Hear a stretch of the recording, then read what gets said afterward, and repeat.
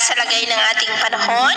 ngayong hapon po ng December 23, 2024. Sa ngayon ay patuloy pa rin na amihan ang hangin na umihipo sa malaking bahagi ng Luzon. Ang shear line ay nakakaapekto po ngayon sa may Visayas at sa labas ng ating area of responsibility sa Kanluran ay may isang bagyo na ang dating bagyong Romina,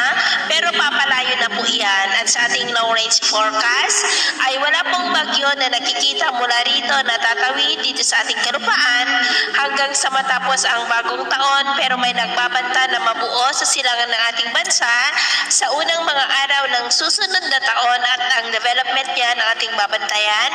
kung matutuloy o hindi. At sa lagay ng ating panahon,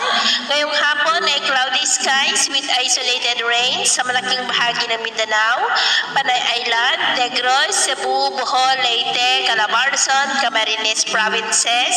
Catanduanes, Marinduque, Mindoro Provinces, Palawan, at silangan po ng Cagayan Valley. At mamayang gabi ay posible pa rin ang cloudy skies with isolated rains sa ilang bahagi ng Caraga,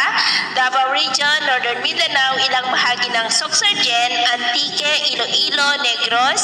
Cebu, Bohol, ilang bahagi ng Leyte, Palawan, Oriental Mindoro at ilang bahagi ng Calabarzon, silangan ng Cagayan Valley at Camarines Provinces.